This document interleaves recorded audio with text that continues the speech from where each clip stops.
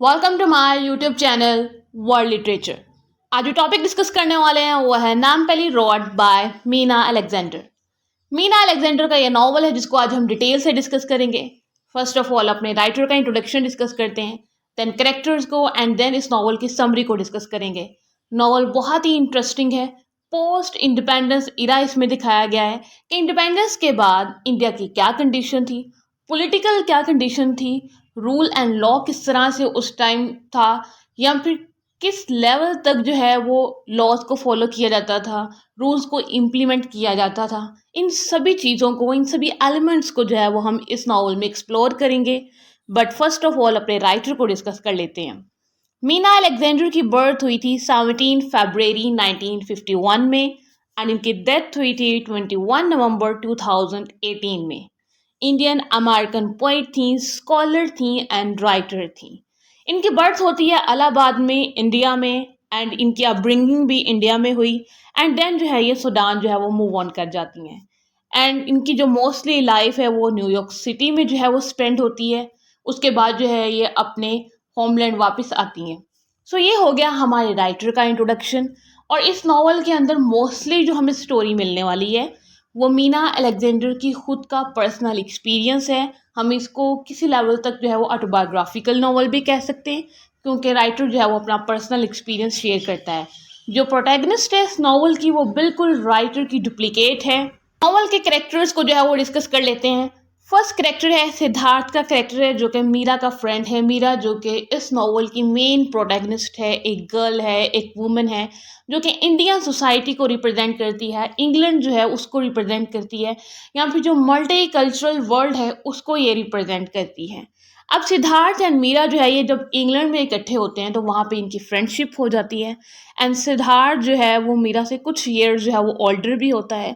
And जब मीरा हैदराबाद वापस आ जाती है इंडिया, तो उस टाइम पे सिद्धार्थ उसको अपने घर का एड्रेस देता है, अपनी मदर का एड्रेस देता है, जहाँ पर मीरा जो है वो पूरे नावल में हमें नजर आती है कि उस घर में रह भी रही है।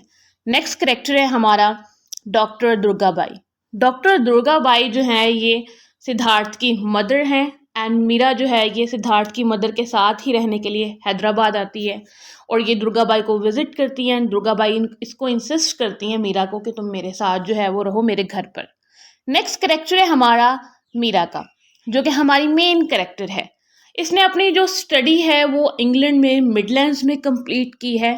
अब जब ये इंग्लैंड में रह रही थी तो उसके लिए ये बहुत चैलेंजिंग टाइम पीरियड था, क्योंकि आप इंडियन बॉर्न हो, आपका एक कल्चर है, आपकी कुछ नॉर्म्स एंड वैल्यूज़ हैं जिनको आप फॉलो करते हो। सबसे बड़ी जो नॉर्म या फिर वैल्यू या ट्रेडिशन जिसको हम फॉलो करते हैं वो ये है कि राइट हैंड से खाना जो है वो खाना। But in England, in Europe जो है वो लेफ्ट हैंड से मोस्टली जो है वो खाना जो है वो खाया जाता है, क्योंकि वो फोक को अपने लेफ्ट हैंड में लेते हैं एंड नाइफ को जो है वो अपने राइट हैंड में लेते हैं। एंड ये बहुत चैलेंजिंग चीज़ें थी मीरा के लिए जब वो इंग्लैंड में थी, यूरोप में थी, क्योंकि वो इन चीज़ों की उसकी हैबिट नहीं थी। और जब उसको अपनी हैबिट्स चेंज करना पड़ी, वहाँ के मैनरिज्म को सीखना पड़ा, बॉयफ्रेंड्स बनाना पड़े वहाँ पे जाकर, क्योंकि वहाँ पे सर्वाइवल के लिए आपको वहाँ के कुछ नॉर्म्स जो हैं वो सीखने पड़ते हैं। मीरा के लिए भी जो बहुत चैलेंजिंग लाइफ थी इंग्लैंड में। फिर है रामू का, जो कि कोलीग है मीरा का। नेक्स्ट है लिम्का गौडा। लिम्का गौडा जो है ये चीफ मिनिस्टर है आंध्र प्रदेश का। इसका एक गैंग है जिसका नेम है एवर रेडी मैन, जिसको हम आगे जाके स्टोरी में डिस्कस करेंगे। मत्रियामा जो है इसमें एक और करेक्टर है। नॉवल की स्टोरी को स्टार्ट करते हैं। मीरा जो कि इंडिया से जो है वो इंग्लैंड चली जाती है।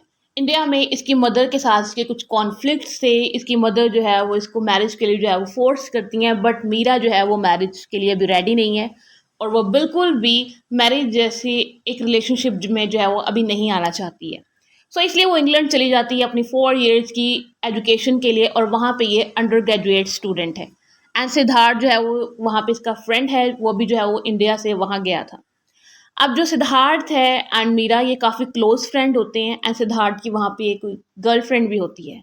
अब मीरा को जो है वो हैदराबाद में जॉब ऑफर होती है, इंग्लैंड में ही होती है तब, और वो अब काफ़ी हैप्पी होती है कि मैंने जो यहाँ पे 4 ईयर स्पेंड किए हैं जो कि बहुत डिफ़िकल्ट थे, क्योंकि इंग्लैंड की लाइफ जो है वो मीरा के लिए सूटेबल नहीं थी। वो इंडियन बॉर्न थी और इंडियन बॉर्न को जब इंग्लैंड के नॉर्म्स सीखना पड़े, उनके जैसे खाना, उनके जैसे वॉक करना, उनके जैसे रहना, बॉयफ्रेंड्स रखना, या फिर उनका जो भी डेली लाइफ की उनकी जो रूटीन है उसको फॉलो करना मीरा के लिए बहुत चैलेंजिंग था।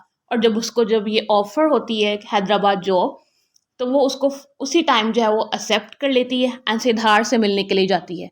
सिद्धार्थ उससे कहता है कि मेरा जो है वो अभी रिसर्च वर्क रहता है, इसलिए जो है वो मैं इंडिया नहीं जा सकता हूँ। लेकिन वो नामपली रोड का एड्रेस ज़रूर दे देता है मीरा को, जो कि इसकी मदर का घर है, और इसको कहता है कि तुम वहाँ जाना और मेरी मदर को विज़िट करना, उनसे जो है वो मिलना। मीरा जो है ये अब हैदराबाद आ जाती है। अब हैदराबाद आने के बाद ये डॉक्टर दुर्गाबाई के हाउस को विज़िट करती है, जो कि सिद्धार्थ की मदर हैं। अब डॉक्टर दुर्गाबाई जो है वो इसको ऑफ़र करती हैं कि तुम मेरे साथ रह सकती है, क्योंकि डॉक्टर दुर्गाबाई उस घर में अकेले रहती थीं। इनकी जो है वो सर्वेंट्स भी थे, but as a human being जो है या फिर ऑनर जो है वो अकेले ही रह रही थी। मीरा जो है वो यहाँ पे एज़ अ पेड गेस्ट जो है वो रहना स्टार्ट कर देती है इसके घर पर। अब जो मीरा की मीटिंग है वो रामू से होती है, जो कि इसका कोलीग होता है, जहाँ पे इसकी जॉब हुई होती है हैदराबाद कॉलेज में। मीरा को जो इंटरेस्ट है वो पोइट्री में बहुत ज़्यादा होता है। वो मोस्टली जो है वो पोइट्री लिखती है। विलियम वर्ड्सवर्थ से उसको बहुत इंस्पिरेशन थी, उनको बहुत रीड करती थी, उनकी पोइट्री को पढ़ना इसको अच्छा लगता था, या फिर इसकी जो मोटिवेशन थे वो विलियम वर्ड्सवर्थ थे। एंड उनकी पोइट्री को, नेचर को मोस्टली ये जो है ना वो अपनी पोइट्री में इंक्लूड भी किया करती थी। अब इसको जो जॉब मिली थी वो भी कुछ इसी रिलेटेड थी कि उसने पोइट्री के जो है ना वो लेक्चर्स देने हैं स्टूडेंट्स को कॉलेज। मीरा जो है वो मोस्टली पोइट्री को लिखा करती थी एंड इसने बहुत सारी कलेक्शन भी जो है वो जमा कर ली थी, क्योंकि एक पोइट भी बनना चाहती थी। रामू जो है वो अक्सर इसको जो है वो क्रिटिसाइज़ किया करता था कि तुम रीडर को कैसे जो है वो फोर्स कर सकती हो कि वो तुम्हारे जो वर्ड्स हैं उनको पढ़ें, या फिर रीडर को तुम इम्पोज नहीं कर सकती कि वो तुम्हारे आइडियाज़ को रीड करें पोइट्री के थ्रू। अब इसको मीरा को सोना निवास कॉलेज हैदराबाद में जब जॉब मिलती है, तो वहाँ पे इसको विलियम वर्ड्सवर्थ की पोइट्री के लेक्चर्स देना होते हैं, और स्टूडेंट्स के अंदर ये बहुत जल्द ही जो है वो फेमस भी हो जाती है। देन इसी तरह से सिचुएशन नॉर्मल चल रही होती है कि मीरा को जो है वो रमीज़ा बी का पता चलता है। रामू जो है वो एक दिन एक पुलिस स्टेशन को विज़िट करता है, वहाँ पे जो है ये रमीज़ा बी को देखता है और उसके लिए क्वेश्चन करता है। पुलिस जो है वो बहुत डर जाती है कि इसके बारे में क्वेश्चन क्यों कर रहे हैं। देन जब इन्वेस्टिगेशन होती है तो पता चलता है कि रमीज़ा बी जो है ये रेप गैंग की विक्टिम है। एक ड्रंकर्ड पुलिस गैंग था जिसने जो है वो इसका रेप किया था। अब मीरा जो है वो इसकी हेल्प करती है और इसको मित्रियामा के घर पे जो है ना वो पहुंचा देती है रमीज़ा बी को, वहाँ आती है ताकि जो है वो इसकी अच्छे से केयर हो सके। एंड वो एक रेप विक्टिम है और इसके जितने भी उसके वाउंड्स हैं उन सबको जो है वो हील किया जा सके मित्रियामा के घर। रामू एंड मीरा जो है वो रमीज़ा बी को मित्रियामा के घर पे नॉर्मली जो है वो विजिट करते रहते हैं। उसके बाद यहाँ तक जो है स्टोरी का फर्स्ट पार्ट। अब सेकंड पार्ट जो है वो पॉलिटिकल पार्ट आ जाता है, जिसमें जो है वो लिम्का गौडा को जो है वो डिस्कस किया गया है। लिम्का गौडा जो कि चीफ मिनिस्टर हैं आंध्र प्रदेश के, और ये मिस्टर NGR के अगेंस्ट हैं। मीन्स के मिस्टर NGR ये भी एक पॉलिटिकल मैन है और लिम्का गौडा के राइवल हैं। लिम्का गौडा ने जो है वो इनके अगेंस्ट वोट्स ज़्यादा हासिल करके जो है वो यहाँ पर अपनी अथॉरिटी को मेंटेन किया था, वोट्स ज़्यादा लिए थे। अब जो है यहाँ का ये चीफ मिनिस्टर था आंध्र प्रदेश का। लिम्का ने एक गैंग्स या फिर सीक्रेट पुलिस ग्रुप भी बनाया हुआ था जो कि इसके लिए काम करते थे, जिसका नाम था एवर रेडी मैन, जो कि मोटर बाइक्स पे जो है वो घुमा करते थे एंड लिम्का का हर ऑर्डर जो है वो फॉलो किया करते थे।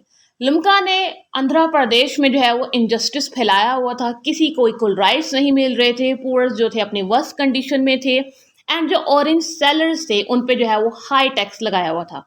ऑरेंज सेलर जो है वो इसके अगेंस्ट प्रोटेस्ट करते हैं, उस प्रोटेस्ट में बहुत सारी विमेंस भी होती हैं, मैन भी होते हैं, जब वो अपने साथ ऑरेंजेस लेकर जाते हैं और प्रोटेस्ट करते हैं। लिम्का की जो फौज थी, लिम्का की जो ये ग्रुप थी, आर्मी थी, सीक्रेट एवर रेडी मैन वहाँ पर आ जाते हैं और इन ऑरेंज सेलर्स को बीट करते हैं और इनके अगेंस्ट जो है वो लाठी चार्ज करते हैं और इन सबको जो है वहाँ से भगा देते हैं, कुछ को अरेस्ट भी जो है वो कर लेते हैं। देन जो है यहाँ पे एक और स्टोरी सुनाई जाती है कि किस तरह से लिम्का के अंडर जो है वो इनजस्टिस हो रहा था, किस तरह से जो है वो अगर कोई अपने डेथ बेड पे था तो उसको जो है वो ट्रीटमेंट भी जो है वो नहीं दिया जाता था। डॉक्टर दुर्गाबाई एक बॉय की स्टोरी सुनाती हैं जिसको जो है जिस पे लियोपार्ड ने अटैक किया था और जिसके बाद उसका फादर जो है वो उसको बहुत टाइम के बाद जो है वो उसको हैदराबाद सिटी में लेकर गया था। वहाँ पे इसके पास कुछ भी नहीं था, इसके फादर के पास। बॉय का फादर जो है वो बहुत पुअर था, उसका ट्रीटमेंट अफोर्ड नहीं कर सकता था, लेकिन डॉक्टर दुर्गाबाई ने जितनी हेल्प हो सकती थी वो की थी। उसका अच्छे से ट्रीटमेंट किया, बट जो बॉय है उसकी लाइफ ना बच सकी और उसकी जो है वो डेथ हो गई थी, क्योंकि लिम्का ने कोई ऐसा सिस्टम नहीं बनाया था जिसमें इक्वल राइट्स दिए जाएं, हॉस्पिटलाइजेशन की कुछ राइट्स मिलने चाहिए या फिर कोई फ्री ट्रीटमेंट, इस तरह का कोई सिस्टम बनाया नहीं था, कोई रूल नहीं था, कोई लॉ नहीं था। ये जस्ट अपनी वेल्थ को इंक्रीज कर रहा था, अपनी पावर को इंक्रीज कर रहा था और अपने राइवल्स के अगेंस्ट जो है वो फाइट करने में उस टाइम पे बिजी था।